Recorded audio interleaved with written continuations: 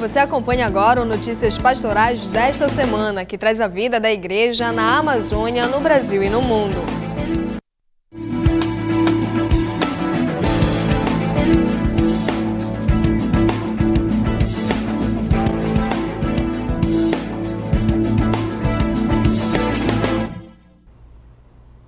Olá! Durante missa no Vaticano, o Papa Francisco pediu perdão. A celebração contou com a presença de vítimas de abusos sexuais por parte dos sacerdotes. É o primeiro encontro do gênero nesse pontificado. O porta-voz da Santa Sé, padre Federico Lombardi, informou que o grupo era formado por 6 pessoas, 3 homens e 3 mulheres de Alemanha, Irlanda e Grã-Bretanha. Depois da missa, o Santo Padre recebeu seus convidados na Casa Santa Marta, em um encontro que durou mais de 3 horas. Minha angústia. Francisco afirmou ser mais do que desprezível a violação de menores e da própria vocação sacerdotal. Disse que a igreja precisa chorar diante de atos execráveis como esses e que não há lugar na instituição para membros do clero que pratiquem tais crimes. Expresso mi dolor por los pecados y crímenes graves de abusos sexuales. O Papa expressou sua tristeza pelos pecados sexuais do clero e pediu perdão às vítimas pela omissão de parte dos líderes da igreja que não tenham respondido adequadamente às denúncias feitas por seus familiares ou pelas próprias vítimas.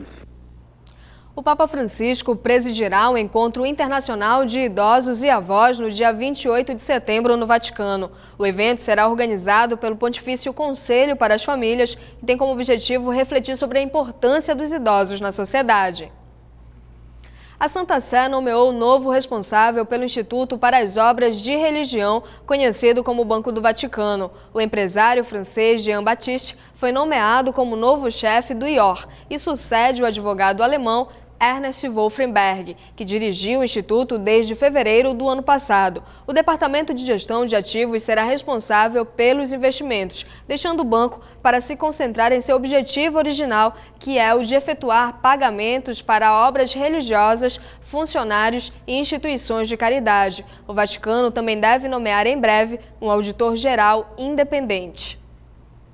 A Casa da Moeda do Brasil lançou a medalha comemorativa de canonização dos papas João Paulo II e João XXIII. O evento aconteceu no Santuário Nacional de Nossa Senhora da Conceição Aparecida, em Aparecida do Norte, São Paulo, durante a celebração de missa em comemoração aos 34 anos da visita do Papa João Paulo II ao Brasil. Foram apresentados ao público os 3 modelos confeccionados em ouro, prata e bronze. Dia 9, a igreja celebrou o Dia de Madre Paulina. Conheça nesta reportagem um pouco da história da primeira santa brasileira. No dia 19 de maio de 1992, a Igreja Católica ganhava mais uma santa, a primeira canonizada no Brasil, Santa Paulina do Coração Agonizante de Jesus, fundadora da Congregação das Irmãzinhas da Imaculada Conceição. O legado que ela nos deixou foi esse, de servir os pobres, de estar nos lugares mais difíceis e de sermos mulheres consagradas a serviço da humanidade, sinais de esperança para a humanidade. O primeiro milagre comprovado foi a cura de Heloísa Rosa de Souza, em Imbituba, Santa Catarina, que possuía uma doença complexa. O segundo ocorreu com a menina Isa Bruna Vieira de Souza, de Rio Branco, no Acre. Ela nasceu com má formação cerebral. O Papa João Paulo II canonizou Santa Paulina, reconhecendo suas virtudes: humildade, caridade, fé, simplicidade e vida de oração. Desde pequena ela sempre foi muito motivada a ser para os outros, tanto assim que nós a identificamos hoje como ela foi uma mulher ser para os outros. Nascida no norte da Itália, recebeu o nome de Amabile Lúcia Visintainer. Imigrante italiana, foi radicada no Brasil aos 9 anos de idade. Com o espírito missionário desde pequena, Santa Paulina levou uma vida muito humilde e reservada, preenchida com oração incessante e trabalho. Ela era uma mulher de empreender, ela não tinha medo, por isso ela nos deixou um legado, eu acho que muito forte, não só para nós irmãs, mas também para os leigos. Nunca, jamais desanimeis, embora venham ventos contrários. No prédio da principal casa da congregação, funciona um memorial que revela um pouco o que foi a vida de Santa Paulina. Na capela particular das irmãs, a relíquia venerada é o fêmur da santa. A casa é ligada à capela da Sagrada Família, onde estão seus restos mortais. O que mais me marcou essa simplicidade que ela vivia. A pobreza, a humildade. Ela foi uma mulher também que marcou pela humildade. E um pouco o processo de canonização dela, a virtude mais forte foi a humildade. Santa Paulina viveu profundamente as virtudes da fé, da esperança e da caridade. Morreu aos 77 anos na Casa Geral da Congregação, em São Paulo, e deixou um testamento espiritual para as irmãs. Meu filho, minha filha, nunca, jamais desanimeis, embora venham ventos contrários. Confiai em Deus e em Maria Imaculada. Permanecei firmes e adiante. Está terminada a minha missão. Dou de todo o coração a vós todos a minha bênção. Em nome do Pai, do Filho e do Espírito Santo. Amém. Vamos falar agora sobre uma programação especial para esse mês de férias. É o Festival das Famílias, que esse ano comemora os 10 anos da comunidade Sementes do Verbo. E para falar sobre esse festival e também sobre a comunidade, está aqui ao meu lado o Marcos Vinícius. Marcos, muito obrigada por conversar conosco. Obrigado pela oportunidade de estarmos aqui novamente. Igualmente. O Festival das Famílias acontece todos os anos, mas esse ano tem um mote especial, né? Isso.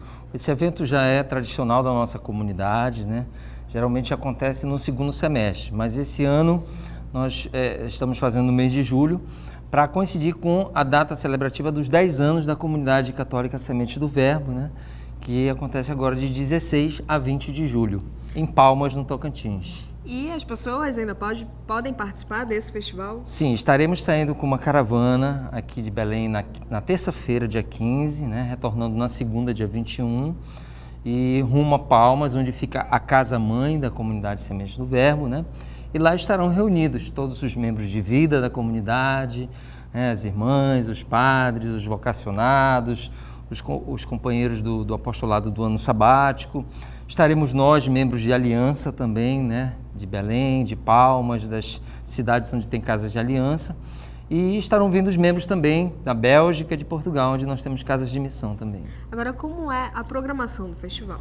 Então, o festival é voltado principalmente para as famílias, né? Nosso fundador, o diácono Georges, e sua esposa Marie, tem todo um cuidado especial com as famílias, que sabemos é o berço das vocações da nossa igreja. Então, é voltado para a família, né, para o fortalecimento da fé, da caminhada na igreja para as famílias, mas podem participar todos, né? Então, é um momento de congressamento, de oração, de louvor, teremos santas missas todos os dias, né? Teremos um momento de acompanhamento e direção espiritual também. Vamos ter uma alegria de termos 3 bispos conosco na sexta-feira, dia 18, inclusive Dom Alberto Taveira, que é o nosso bispo garante. Nosso querido Dom Alberto vai estar com a gente. Vai estar também Dom Romualdo, que é bispo de Porto Nacional, e Dom Pedro, que é arcebispo de Palmas. Agora, para quem ficou interessado em participar do festival, o que faz? Tem como ligar? Tem como agendar? Tem. Nossa caravana sai de Belém e de Paragominas na terça-feira, como falei, às 14 horas. Ainda temos algumas vagas, as últimas vagas nos ônibus, né? Quem estiver interessado pode ligar no 8359-0881. 8359-0881, falar com o Marcos Vinícius. Todos estão convidados a uma excelente programação para esse mês de férias e participar em família, né? Com certeza. O convite está aberto a toda a Arquidiocese de Belém, né? Todas as dioceses também do Estado, as comunidades, as paróquias. Quem se sentir interessado em conhecer um pouco mais do carisma Semente do Verbo, está feito o convite. Tá feito o convite, então, está acolhido. Muito obrigado, Muito Marcos obrigado, Vinícius. Carol. Nós vamos agora para um breve apoio cultural. Voltamos já. A Conferência Nacional dos Bispos do Brasil divulgou nota de pesar pelo falecimento do bispo emérito de Santo Ângelo, Dom Estanislau Amadeu, que aconteceu no dia 6 de julho. O texto assinado pelo bispo auxiliar de Brasília e secretário-geral da CNBB, Dom Leonardo Steiner, recorda a atuação episcopal de Dom Estanislau e seu lema, Alegres na Esperança. O Vaticano concedeu nesta semana o título de venerável a um bispo de Mariana, em Minas Gerais, por se destacar no combate ao comércio de escravos. Além dele, há outros 6 religiosos. O decreto promulgado pelo Papa Francisco reconhece como venerável Dom Antônio Ferreira Viçoso, nascido em Portugal. Dom Viçoso foi bispo no Brasil, em Mariana, no estado de Minas Gerais. O Santo Padre autorizou ainda a publicação de decretos que reconhecem as virtudes heróicas do padre espanhol Saturnino Lopes Novoa, do sacerdote francês Giuseppe Augusto Arribá e das fundadoras de congregação religiosa Maria Verônica da Paixão, da Turquia, e da italiana Helena di Persico. Também foram declarados veneráveis Irmã Gaetana do Santíssimo Sacramento e o leigo Marcelo Cândia, ambos italianos. A comunidade católica do bairro da Cidade Velha celebrou a festividade de Nossa Senhora das Graças. Os 11 dias de festividade foram marcados por uma programação que inclui celebração eucarística, terços e novenas. Durante o Ângelus do domingo passado, o Papa Francisco voltou a dizer não ao sistema econômico que explora pessoas e convidou os católicos a imitar Jesus no serviço aos pobres e marginalizados.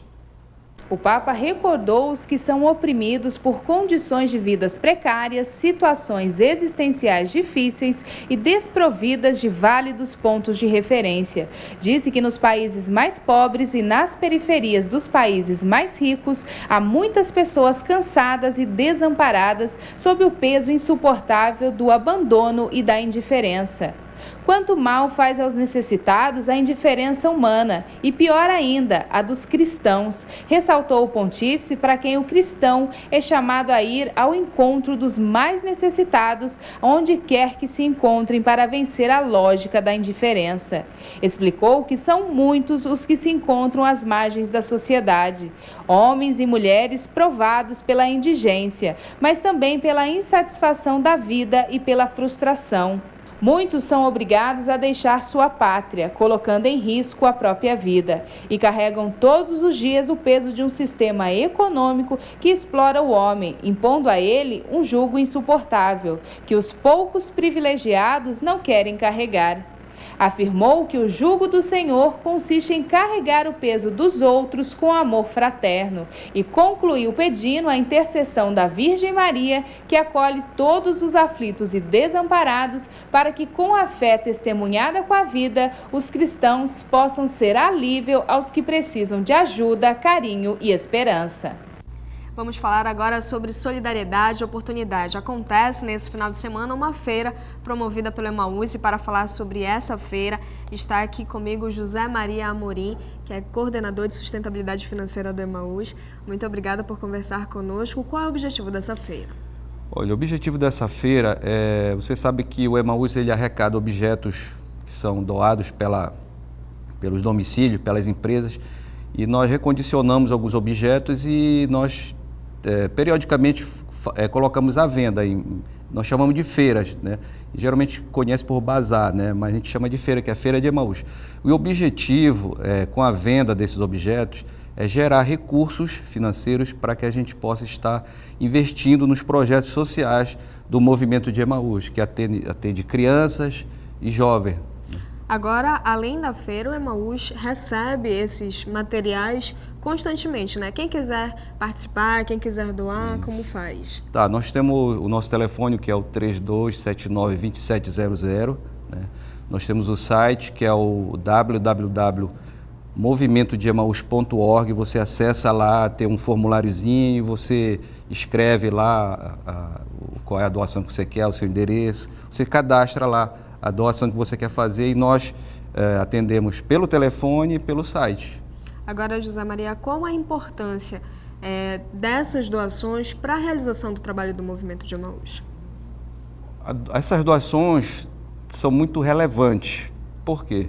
Porque além de ser uma forma de gerar recursos para os nossos projetos sociais, também nós entendemos que a sociedade adere à nossa causa, então ela participa, ela percebe a nossa causa e no momento que ela doa, que ela está doando, ela está expressando o seu espírito de solidariedade com a gente. Então, não só o simples entregar, mas o espírito de doação, de solidariedade para nós é muito importante.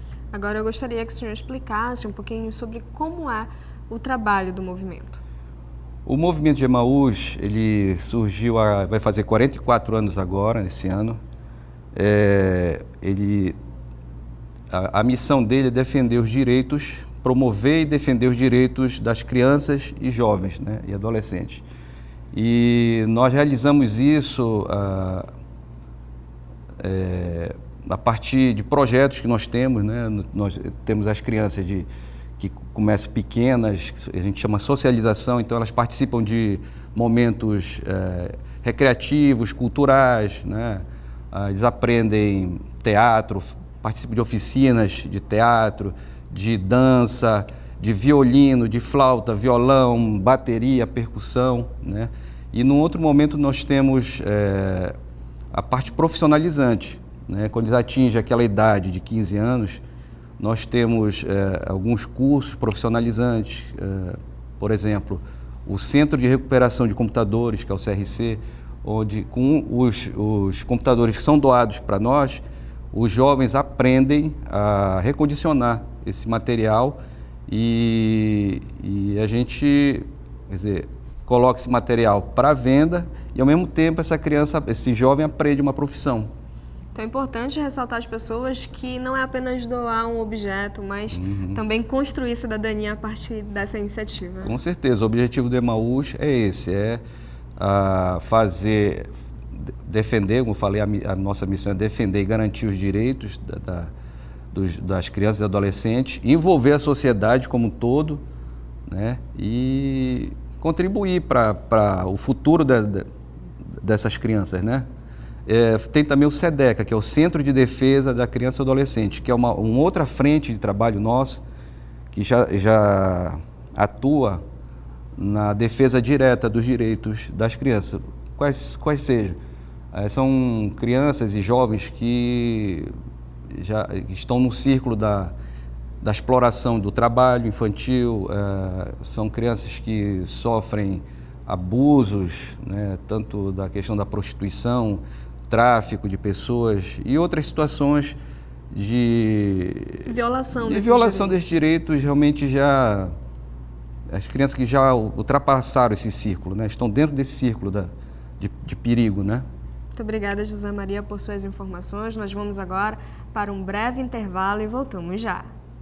A Igreja no Brasil lança um novo alarme para a Amazônia. O grito tem início em Roraima contra a política de exploração de recursos naturais. Numa mensagem de denúncia, foi realçado que o atual modelo econômico deixou cicatrizes profundas, desigualdade social e injustiça ambiental. Um modelo que beneficia poucos, enquanto o impacto, em muitos casos irreversível, pesa sobre os ombros das comunidades indígenas e camponesas. O documento, intitulado Mineração e Hidrelétricas em Terras Indígenas, redigido por uma comissão instituída pelo bispo de Roraima, Dom Roque Paloski, que também o assinou, está no site da CNBB.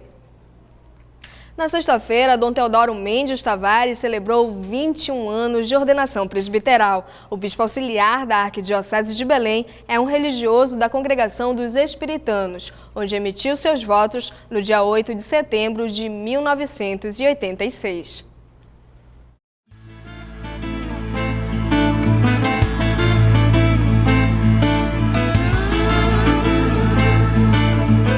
O trabalho deste homem de fé é com os mais simples. Não mede esforços para ir ao encontro do irmão, seja pela água ou por terra. Não há cansaço que lhe abata ou diminua a sua responsabilidade com os filhos de Deus.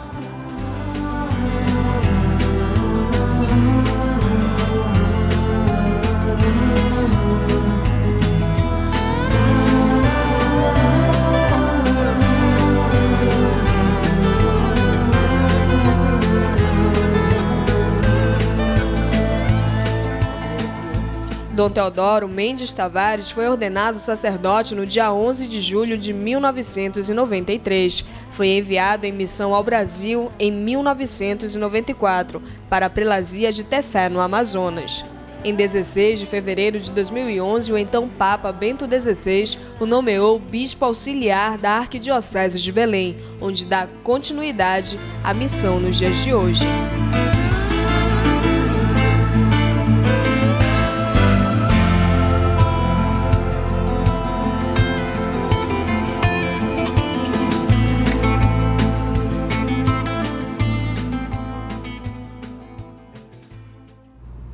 E agora nós vamos falar sobre festividade, a festividade de Santana que acontece em Mosqueiro. Para falar sobre essa grande festa, está aqui ao meu lado a coordenadora da comunidade, Dona Violeta Costa. Dona Violeta, muito obrigada por conversar conosco.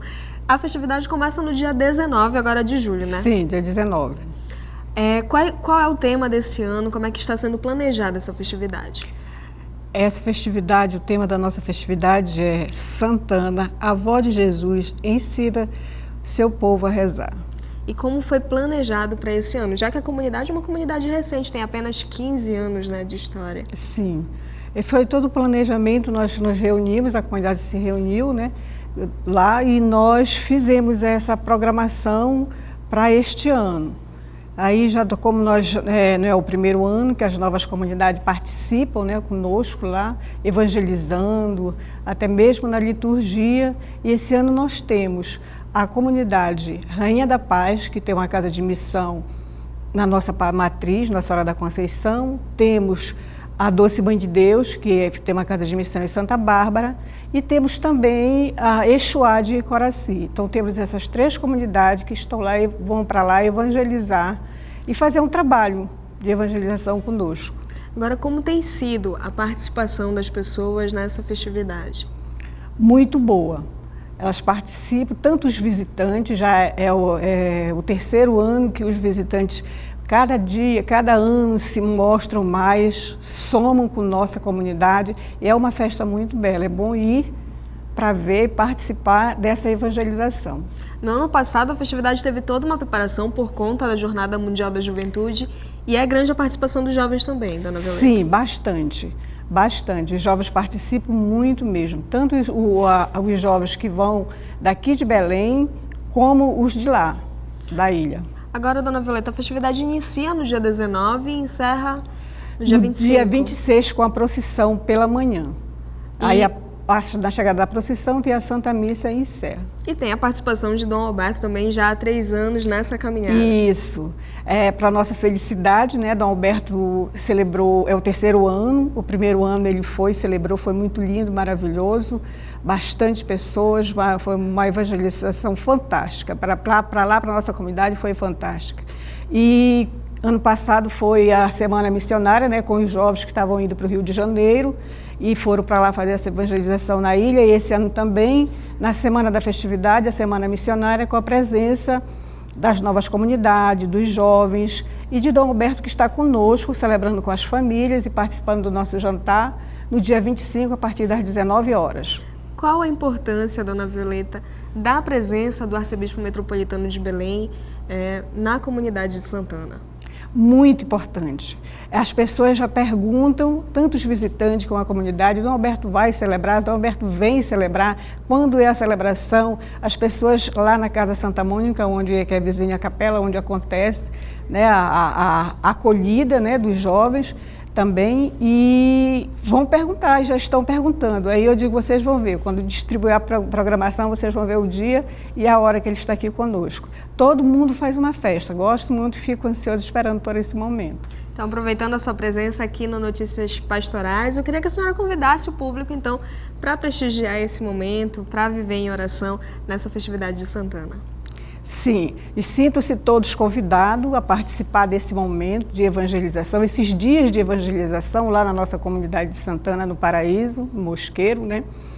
E desejo a paz a todos, umas férias de paz, e que todos com seu silêncio, com seu sorriso e com a sua oração façam a paz acontecer. Dona Violeta, muito obrigada por suas informações. Nós vamos agora para um breve apoio cultural e voltamos já. Depois de 17 anos, a Pastoral da Juventude da Prelazia do Xingu voltou a sonhar com o Congresso de Jovens. O primeiro aconteceu em 1992 e o último em 1997. A motivação para esta edição do Conjox veio com a Jornada Mundial da Juventude realizada em julho do ano passado, com a presença do Papa Francisco no Rio de Janeiro. As primeiras caravanas de jovens que participarão desses 4 dias de Conjox chegaram a Altamira. A galera, nós vamos mostrar a galera que veio do Alto Xingu, Tucumã, Orilândia e São Félix. Vou já gravar aí com vocês. É? 44 jovens, tem uma galerinha dormindo aqui. Toda a animação vem dos jovens que chegaram nesta terça-feira em Altamira. Eles vieram de São Félix do Xingu, Orilândia do Norte e Tucumã para participar do terceiro Conjox. A turma está acampada no Centro La Salle. Aqui malas e muito cansaço. Afinal, foram dias de viagem, mais de 1.000 quilômetros de distância. Mas a canseira logo é deixada de lado para dar um lugar à animação.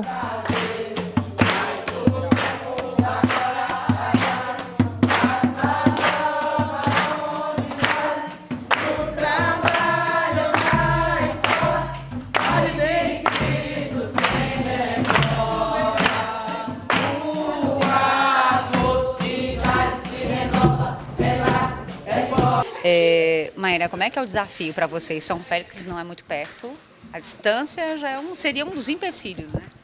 Bom, já faz um tempinho que a gente está se programando para vir aqui em Altamira, participar desse congresso, né? Então, é esperança, é a força de vontade e também as nossas comunidades, os nossos familiares nos ajudou bastante, né? A gente teve muito incentivo, principalmente do nosso pároco, o Padre José. Então, foi muito emocionante essa luta que a gente fez do ano passado a hoje aqui, chegar aqui em Altamira com todo esse entusiasmo que você está vendo.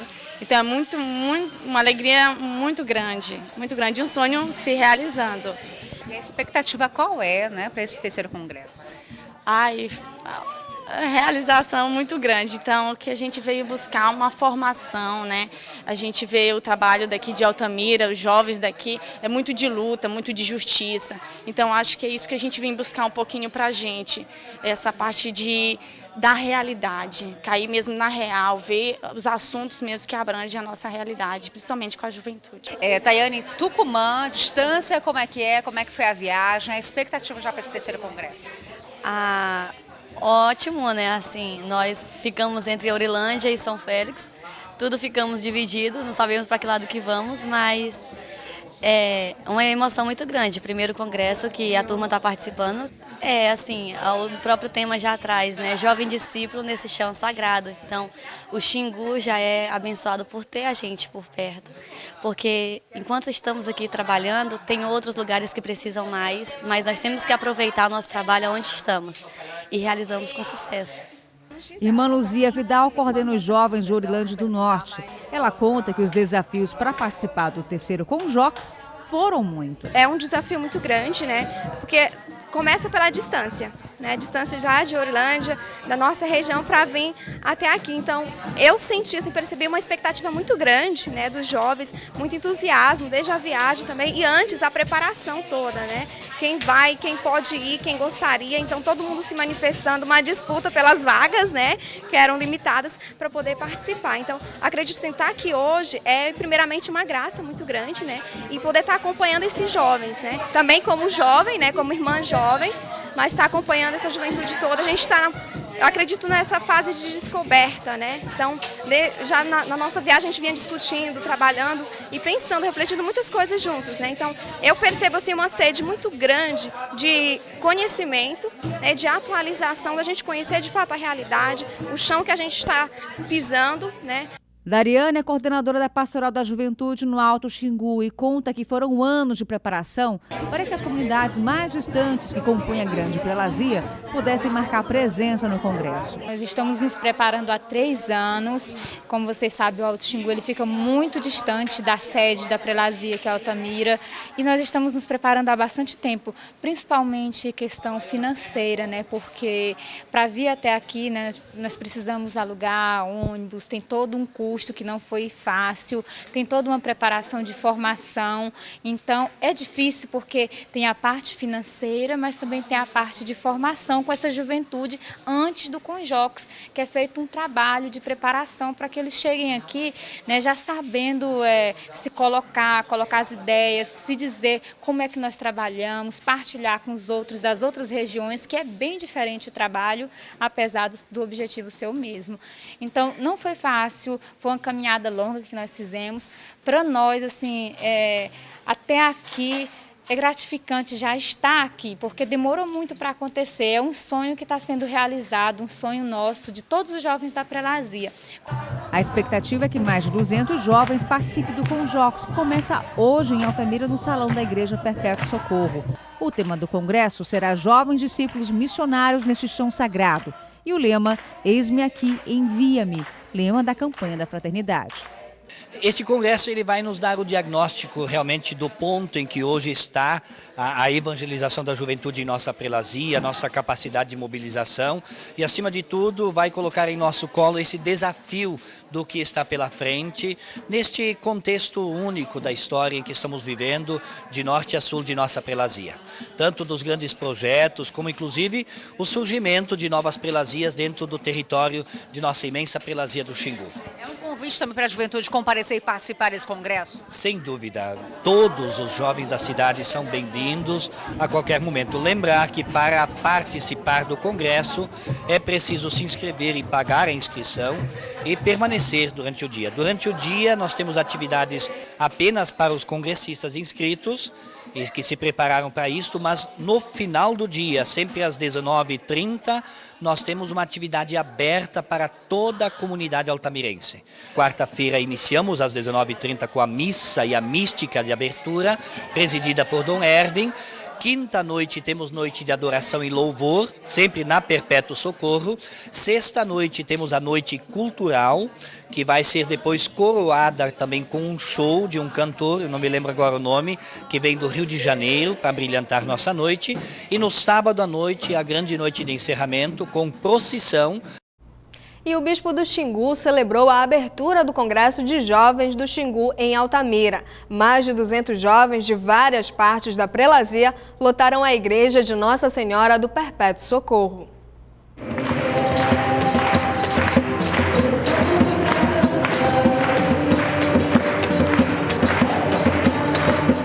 Foi nesse espírito de alegria que aconteceu a missa de abertura do 3º Congresso de Jovens do Xingu. A missa foi presidida por Dom Erwin e co-celebrada pelos demais padres. No altar, jovens que apresentavam as palavras conscientização, personalização, evangelização e integração, que fazem parte da bandeira de luta do 3º Conjox. Os jovens que estão aqui hoje são jovens que já têm raízes com esse compromisso, que já vieram alimentados com esse compromisso. E o Congresso, ele faz o quê? Ele te alimenta de formação para que tu vá na tua missão.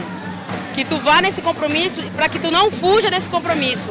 O nosso lema, ele fala, eis-me aqui, envia-me. E quando esse nosso lema foi escolhido, ele foi pensado nesse compromisso do jovem, dele não ter medo. A palavra sagrada foi trazida dentro de um barco, acompanhada da rede de pesca, que simboliza um instrumento de trabalho de pescadores. Aqui, pescadores de homens.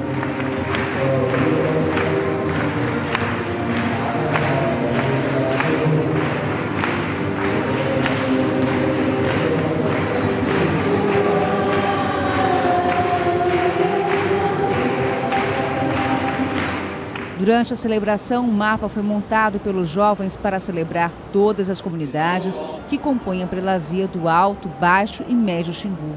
Depois de 17 anos estamos, depois de muita luta, junto com os jovens de toda a Prelazia da Transamazônica, reunidos para louvar, agradecer a Deus e ser enviado por Jesus na missão de evangelizar outros jovens. Durante a homilia, Dom Erwin destacou o tema do Congresso, Jovens Discípulos Missionários neste Chão Sagrado, e principalmente o lema, Eis-me aqui, envia-me. Para o pastor da Grande Prelazia, o versículo bíblico convida os jovens a reafirmar nesse congresso o seu compromisso com Deus e a igreja. E eu creio que o Conjox é para mostrar também da nossa parte todo o carinho, toda a admiração, todo o amor para com nossa juventude. Esses jovens, meninas e rapazes, moças e rapazes, eles têm uma missão, a coisa não é só eis-me aqui, mas envia-me, quer dizer, eu quero transmitir através de minha atitude, meu comportamento, da minha fé, da minha convicção, eu quero transmitir algo para os outros. Em um só corpo, um só espírito, o pão e o vinho, o símbolo do corpo e o sangue de Cristo, foram abençoados e partilhados. O renovo espiritual na vida de cada jovem que reafirma o seu compromisso de ser um pescador de almas. A abertura oficial do Congresso foi assim, com espírito de união. A formação de uma corrente humana embalou a canção Utopia. É a celebração da juventude, o futuro da igreja no Xingu.